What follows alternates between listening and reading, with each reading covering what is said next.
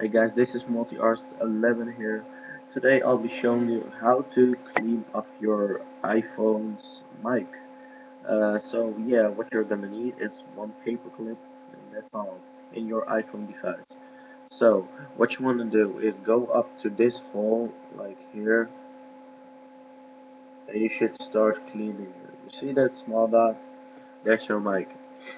So what you wanna do is take the paperclip and stick it into the hole or whatever, and clean it like properly. Or you should need needle or whatever, like a small metal, um, a small tin metal, yeah, thingy, to clean up, to make the thing